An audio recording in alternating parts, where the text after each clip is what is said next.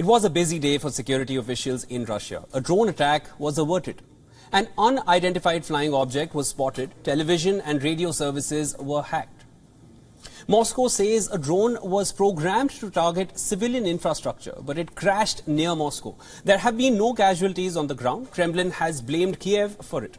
This comes after Russia's defense ministry reported many other drone attacks. Like 2 Ukrainian drones were downed in southern Russia. The St. Petersburg airport went quiet as skies were shut over uncertainty with a flying object. Chaos erupted overnight near the city as multiple drones sparked an explosion at an oil depot. The reported incidents are the latest in a series of suspected drone attacks. Moscow has accused Kyiv of orchestrating these. Remember, just last year, there was an attack on the Crimean Peninsula. Ukraine denied any responsibility for the attack, but that did not stop Russia from blaming its neighbor. Not all of the drone attacks have been near the border with Ukraine. In December, Russia downed several drones near Engels. It is a base for strategic aircraft and located hundreds of kilometers from Ukraine's border. Meanwhile, many Russian television stations aired a missile attack warning, but officials were quick to blame it on a hacking attack. While some Russian experts called the attacks an attempt by Ukraine to showcase its capability to strike deep behind enemy lines, others referred to a rehearsal for a fresh offensive by Ukraine. Exactly the opposite of this has been a concern for Ukraine. Kyiv has been preparing for a fresh spring offensive by Russia. Now, the latest developments are set to complete the war, which has already entered its second year.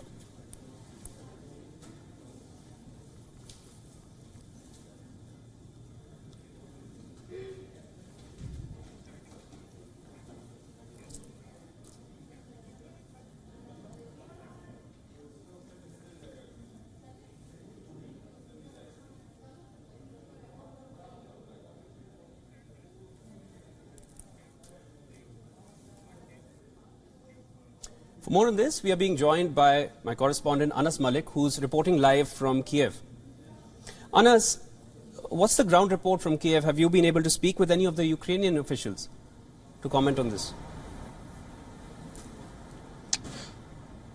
Well, we're yet to see a comment on this, or we're yet to get a comment on it, on the recent developments that Moscow side has been accusing Kyiv of.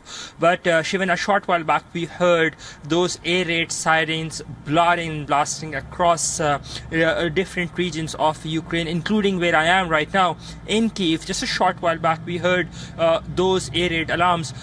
We've seen that this development has come through. So while we await word, what we understand is that critics would want to pin this as a false flag operation or a false flag hint on Moscow. The others within Kyiv, they would want to say that this is more of what a surgical strike attempt. But in either case, the loss of this would be of the Ukrainians, because in case if either of the side, if it is true, the blame would be on Ukrainian side, which has been put by Moscow, and the sufferers will be the people of Ukraine, because we've seen that with the intensification of attacks, people who get to suffer are common people, and civilian infrastructure gets hit. We've seen that since the past 1 year. We've been reporting here for the past 2 weeks almost now. I was here last year as well. So by and large, in case if at all it is true, or even if it is not, in case if at all the Russian side intensifies its attack, the sufferers would be the common people of Ukraine. Shivan? Thank you for all those updates, Anas. For more on this, we are also being joined by Elizabeth Braw, who is a national security expert. Welcome to WION. Elizabeth, can you tell us more about what's happening there? As of now, what we've heard is that Russia has claimed that Ukraine has sent drones for the attack. Moscow has reported drone attacks. And do you see this as an escalation? What could come next as of now? Well, what we have seen throughout this war and increasingly so is, of course, the usual fog of war on the ground, but also the fog of war in the air. We are not really sure, those of us watching from the distance, not from the front line, what is happening. And sometimes Ukraine claims a success of some kind.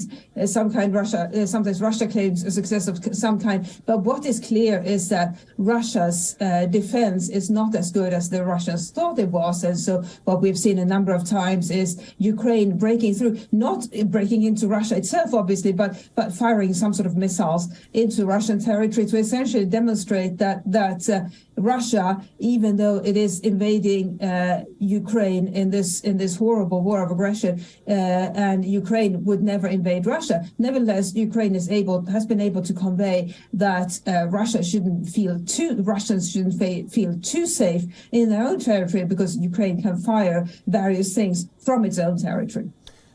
Yes, Elizabeth, clearly it seems to be like a statement that Ukraine is making, if that is true. But Kremlin says that there was a mock exercise due to which St. Petersburg airspace was closed. We have seen reports of equipment being set up in Moscow to counter drone attacks. Is there indeed a threat perception by Russia?